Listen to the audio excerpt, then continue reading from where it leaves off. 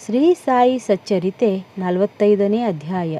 ಕಾಕಾ ಸಾಹೇಬರ ಅನುಮಾನ ಮತ್ತು ಆನಂದರಾವ್ ಅವರ ಕನಸು, ಮರದ ಹಲಿಗೆ ಇತ್ಯಾದಿ. ಈ ಹಿಂದಿನ 3 ಅಧ್ಯಾಯಗಳಲ್ಲಿಯೂ ಬಾಬಾರವರ ನಿರ್ವಾಣ ಯಾತ್ರೆಯನ್ನು ವಿವರಿಸಿದ್ದೇವೆ. ಅವರ ಭೌತಿಕ ಸ್ವರೂಪವು ಮಾತ್ರ ನಮ್ಮ ಕಣ್ಣಿಂದ ದೂರವಾಗಿದೆಯೇ ಹೊರತು ಅವರ ಆಧ್ಯಾತ್ಮಿಕ ರೂಪವು ಬಾಬಾರವರ ಆತ್ಮ ಪರಮಾತ್ಮ ಅಮರವಾದದ್ದಾಗಿದೆ. ಅವರು ಜೀವಂತರಾಗಿದ್ದಾಗ ನಡೆದ ಲೀಲೆಗಳನ್ನು ವಿವರಿಸಿದ್ದೇನೆ. ಅವರು ಗತಿಸಿದ ನಂತರವೂ ಅಂತಹ ಲೀಲೆಗಳು ಸಂಭವಿಸಿವೆ ಮತ್ತು ಸಂಭವಿಸುತ್ತಲೂ ಇವೆ. ಬಾಬಾರವರು ಜೀವಿಸಿದ್ದಾಗ ಅವರ ಸಂಪರ್ಕ ಪಡೆದ ಜನರೇ ಧನ್ಯರು. ಆದರೆ ಪ್ರಾಪಂಚಿಕ ವಿಷಯಗಳಲ್ಲಿ ವಿರಕ್ತಿಯನ್ನು ತೋರದೆ ಪರಮಾತ್ಮನ ಕಡೆ ಮನಸ್ಸನ್ನು ಕೊಡದೇ ಇರುವ ಜನರು ದುರದೃಷ್ಟರು ಎಂದು ಹೇಳಬಹುದು. ಆದ್ದರಿಂದ ಅವರಿಗೆ ಬೇಕಾಗಿರುವುದು ಹೃತ್ಪೂರ್ವಕ ಭಕ್ತಿ ಮಾತ್ರ. ನಮ್ಮ ಇಂದ್ರಿಯಗಳು, ಅವಯವಗಳು ಮತ್ತು ಮನಸ್ಸು ಬಾಬಾರವರ ಸೇವೆಯಲ್ಲಿ ನಿರತರಾಗಿರಬೇಕು. ಕೆಲವು ಅವಯವಗಳನ್ನು ಪೂಜೆಗೆ ನಿಯಮಿಸಿ ಇನ್ನಿತರ ಅವಯವಗಳನ್ನು ಬೇರೆ ಕಡೆ ಹರಿಸಬಾರದು. ಪೂಜೆ ಮತ್ತು ತಪಸ್ಸು ಮಾಡುವಾಗ ನಾವು ಹೃತ್ಪೂರ್ವಕವಾಗಿ ತ್ರಿಕರಣ ಶುದ್ಧಿಯಿಂದ ಮಾಡಬೇಕು. ಧರ್ಮಪತ್ನಿಯು ತನ್ನ ಪತಿಯಲ್ಲಿ ಇಟ್ಟ ಪ್ರೇಮವನ್ನು ಶಿಷ್ಯನಿಗೆ ಗುರುವಿನಲ್ಲಿ ಇರುವ ಪ್ರೇಮಕ್ಕೆ ಹೋಲಿಸಬಹುದು. ಮಾತಾಪಿತರಾಗಲಿ, ಸಹೋದರರಾಗಲಿ ಅಥವಾ ಬಂಧುಗಳೇ ಆಗಿರಲಿ, ನಮ್ಮ ಜೀವನದ ಗುರಿಯಾದ ಆತ್ಮಜ್ಞಾನವನ್ನು ಪಡೆಯಲು ಸಹಾಯಕರಾಗಲಾರರು. ನಮ್ಮ ದಾರಿಯನ್ನು ನಾವೇ ಹುಡುಕಿಕೊಂಡು ಆತ್ಮಜ್ಞಾನವನ್ನು ಪಡೆಯಬೇಕು. ನಿತ್ಯಾನಿತ್ಯಗಳನ್ನು ವಿಚಾರ ಮಾಡಿ ಪ್ರಾಪಂಚಿಕ ಸುಖಭೋಗಗಳನ್ನು ತ್ಯಜಿಸಿ ಇಂದ್ರಿಯ ನಿಗ್ರಹ ಶಕ್ತಿಯನ್ನು ಗಳಿಸಿ ನಾವು ಮುಕ್ತಿ ಮಾರ್ಗ ಹಿಡಿಯಬೇಕು. ಇತರರಿಗೆ ಅಧೀನರಾಗುವ ಮೊದಲು ನಮ್ಮಲ್ಲೇ ನಾವು ವಿಶ್ವಾಸವನ್ನಿಟ್ಟು ಈ ರೀತಿ ನಾವು ಈ ಪ್ರಪಂಚವು ನಶ್ವರವಾದುದೆಂದು ತಿಳಿದು ಮಿಥ್ಯ ಜ್ಞಾನವನ್ನು ತೊರೆದು ಚಿತ್ತವು ವಿಷಯಗಳಲ್ಲಿ ಪ್ರವರ್ತಿಸದಂತೆ ತಡೆದರೆ ಕೊನೆಗೆ ನಮಗೆ ವೈರಾಗ್ಯವು ಬಂದು ಮಮಕಾರವು ದೂರವಾಗುವುದು. ಈ ವಿಧಾನದಿಂದ ಬ್ರಹ್ಮವಾಸನೆಯು ಉಂಟಾಗಿ ಆ ಬ್ರಹ್ಮನೇ ಗುರು ಎಂದು ಅರ್ಥವಾಗುತ್ತದೆ. ಯಾವಾಗ ನಾವು ಗುರು ಅಥವಾ ಬ್ರಹ್ಮನನ್ನು ಹೃತ್ಪೂರ್ವಕವಾಗಿ ಆರಾಧಿಸುತ್ತೇವೆಯೋ ಆಗ ನಾವು ಆತನಲ್ಲಿ ಐಕ್ಯವಾಗಿ ಆತ್ಮಜ್ಞಾನವನ್ನು ಪಡೆಯುತ್ತೇವೆ. ಸಂಕ್ಷಿಪ್ತವಾಗಿ ಹೇಳುವುದಾದರೆ, ಗುರುವಿನ ನಾಮಸ್ಮರಣೆಯಿಂದಲೂ ಅವನ ಧ್ಯಾನದಿಂದಲೂ ನಾವು ಸಕಲ ಜೀವರಾಶಿಗಳಲ್ಲಿಯೂ ಅವನನ್ನು ಕಾಣುವಂತಾಗಿ ನಮಗೆ ನಿತ್ಯ ಆನಂದವು ದೊರಕುತ್ತದೆ. ಈ ಕೆಳಕಂಡ ಕಥೆಯು ಇದನ್ನು ಪ್ರತಿಪಾದಿಸುತ್ತದೆ. ಕಾಕಾ ದೀಕ್ಷಿತ್ ಅವರ ಅನುಮಾನ. ಏಕನಾಥ ವಿರಚಿತವಾದ ಭಾವಾರ್ಥ ರಾಮಾಯಣ ಇವುಗಳನ್ನು ಪ್ರತಿದಿನವೂ ಓದಲು ಬಾಬಾರವರು ಕಾಕಾರವರಿಗೆ ಆಜ್ಞಾಪಿಸಿದ್ದರೆಂಬುದು ನೆನಪಿರಲು ಸಾಕು. ಇದನ್ನು ಅವರು ಬಾಬಾರವರು ಗತಿಸಿದ ನಂತರವೂ ಅನುಸರಿಸುತ್ತಾ ಬಂದರು.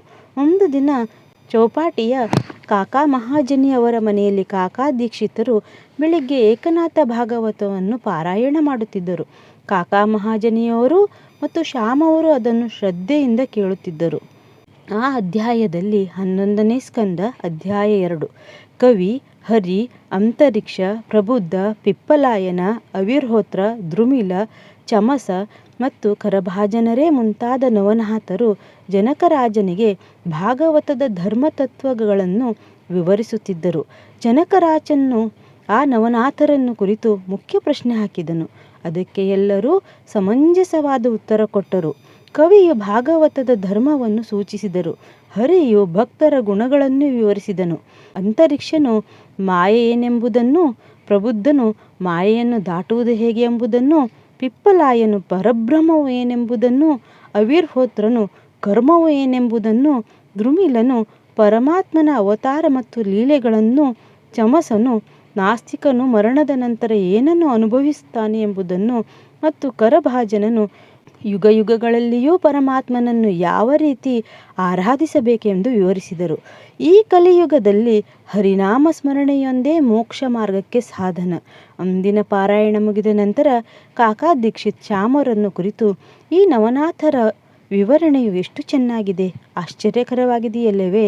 ಆದರೆ ಅವುಗಳನ್ನು ಅಭ್ಯಸಿಸುವುದು ಬಹಳ ಕಷ್ಟ. ನಾಥರು ಶುದ್ಧರಾಗಿದ್ದು ನಮ್ಮಂತಹ ಮೂಢಾತ್ಮರಿಗೆ ಅವರಿಂದ ಉಲ್ಲೇಖಿಸಲ್ಪಟ್ಟ ಭಕ್ತಿಯನ್ನು ಹೊಂದಲು ಸಾಧ್ಯವೇ?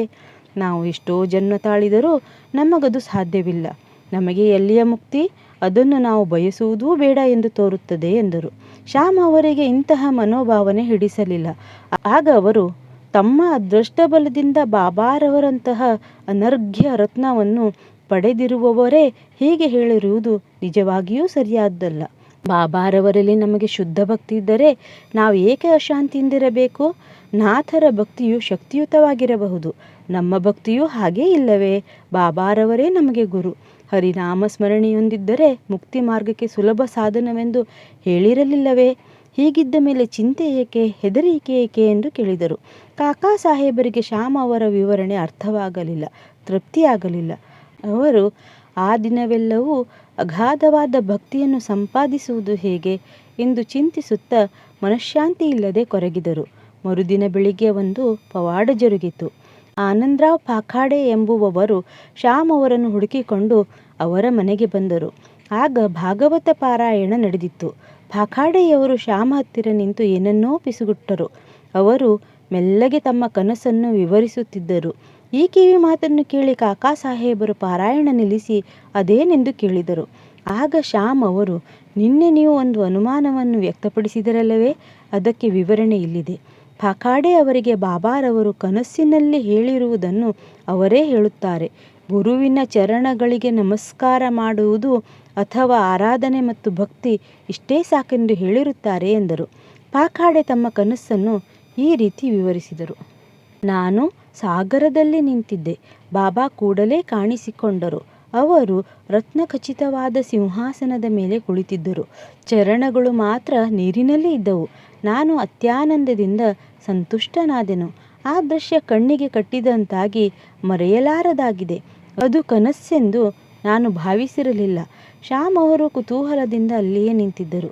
ಅವರು ನನ್ನನ್ನು ಕುರಿತು ಬಾಬಾರವರ ಚರಣಕ್ಕೆ ಎರಗು ಎಂದರು. ನಾನು ಹೌದು, ನಮಸ್ಕಾರ ಮಾಡಬೇಕೆಂದಿದ್ದೇನೆ, ಏನು ಮಾಡಲಿ?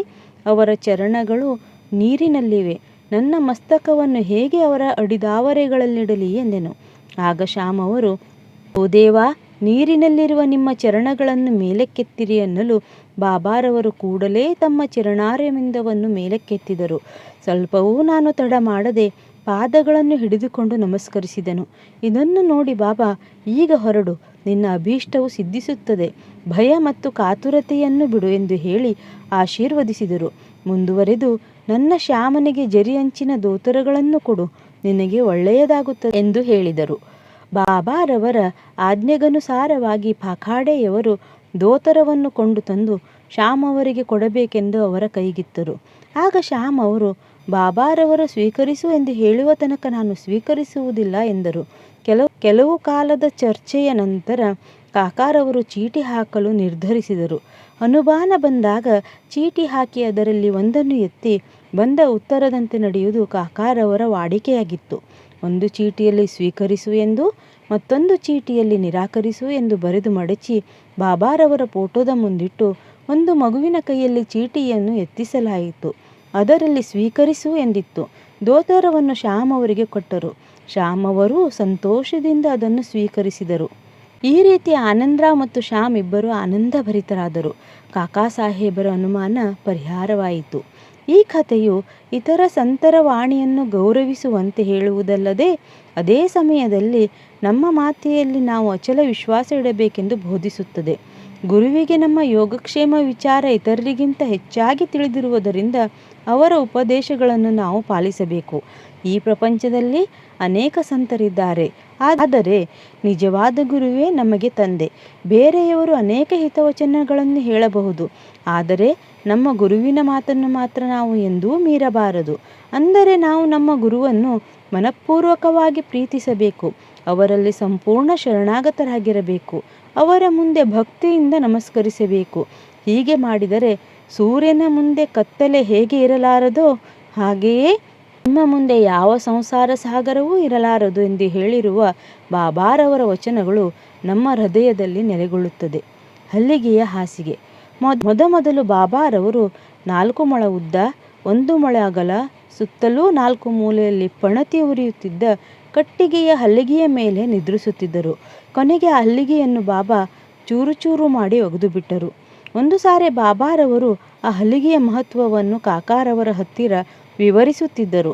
ಅದನ್ನು ಕೇಳಿದ ಅವರು, ನೀವು ಇನ್ನೂ ಹಲ್ಲಿಗೆಯನ್ನು ಪ್ರೀತಿಸುವುದಾದರೆ ಇನ್ನೊಂದು ಹಲ್ಲಿಗೆಯನ್ನು ತಂದು ಉಯ್ಯಾಲೆ ಕಟ್ಟುತ್ತೇನೆ, ಅದರ ಮೇಲೆ ಸುಖವಾಗಿ ನಿದ್ರಿಸುವಿರಂತೆ ಎಂದು ಹೇಳಲು ಬಾಬಾರವರು ಮಾಳಸಾಪತಿಯನ್ನು ನೆಲದ ಮೇಲೆ ಮಲಗಿಸಿ ನಾನು ಮೇಲೆ ಮಲಗಲು ಇಷ್ಟಪಡುವುದಿಲ್ಲ ಎಂದು ಹೇಳಿದರು. ನಂತರ ಕಾಕಾರವರು ಮಾಳಸಾಪತಿಯವರಿಗೂ ಒಂದು ಹಲಿಗೆ ಕೊಡಿಸುತ್ತೇನೆ ಎಂದು ಹೇಳಲು ಬಾಬಾರವರು ಅವನು ಹಲ್ಲಿಗೆಯ ಮೇಲೆ ಹೇಗೆ ನಿದ್ರಿಸಬಲ್ಲನು? ಹಲ್ಲಿಗೆಯ ಮೇಲೆ ಎತ್ತರದಲ್ಲಿ ಮಲಗುವುದು ಅಷ್ಟು ಸುಲಭವಲ್ಲ. ಯಾರು ಸದ್ಗುಣ ಪರಿಪೂರ್ಣರೋ ಅಂತಹವರು ಮಾತ್ರ ಹಲಿಗೆಯ ಮೇಲೆ ನಿದ್ರಿಸಬಲ್ಲರು. ಅವರು ಯಾವಾಗಲೂ ಜಾಗೃತ ದೃಷ್ಟಿ ಹೊಂದಿದವರಿರಬೇಕು. ನಾನು ನಿದ್ರೆ ಹೋಗುವಾಗ ನನ್ನ ಹೃದಯದ ಮೇಲೆ ಕೈ ಇಟ್ಟು ಹರಿನಾಮ ಸ್ಮರಣೆ ಮಾಡುತ್ತಿರುವುದನ್ನು ಗಮನಿಸು. ನಿದ್ರಿಸಿದಾಗ ನನ್ನನ್ನು ಎಚ್ಚರಿಸು ಎಂದು ನಾನು ಮಾಳಸಾಪತಿಗೆ ಹೇಳುತ್ತೇನೆ. ಅವನಿಂದ ಅದು ಸಾಧ್ಯವಿಲ್ಲ. ಅವನೇ ನಿದ್ರೆಯಿಂದ ತೂಕಡಿಸುತ್ತಾನೆ. ನನ್ನ ಹೃದಯದ ಮೇಲಿನ ಅವನ ಕೈಗಳು ಕಲ್ಲಿನಂತೆ ಭಾರವಾಗಿರುತ್ತದೆ. ಭಗತ್ ಎಂದು ನಾನು ಕೂಗಿದಾಗ ಮಾತ್ರ ಅವನು ಎಚ್ಚೆತ್ತು ಕಣ್ಣು ತೆರೆಯುತ್ತಾನೆ. ಹೀಗೆ ನೆಲದ ಮೇಲೆಯೇ ಸರಿಯಾಗಿ ನಿದ್ರಿಸಲಾಗದೆ ನಿದ್ರಾದೇವಿಯ ಗುಲಾಮನಾಗಿರುವ ಅವನು ಹಲಿಗೆಯ ಮೇಲೆ, ಅದು ಎತ್ತರದಲ್ಲಿ ಹೇಗೆ ನಿದ್ರಿಸಬಲ್ಲನು ಎಂದು ಅನೇಕ ಸಾರಿ ಬಾಬಾರವರು ಭಕ್ತರ ಮೇಲಿನ ಪ್ರೀತಿಯಿಂದ ಯಾವುದು ನಮ್ಮದೋ ಅದು ನಮ್ಮೊಡನೆ ಇರುತ್ತದೆ, ಇತರರದು ಅವರವರ ಹತ್ತಿರ ಇರುತ್ತದೆ ಎಂದು ಹೇಳುತ್ತಿದ್ದರು. ಶ್ರೀ ಸಾಯಿ ಪ್ರಣಾಮ್.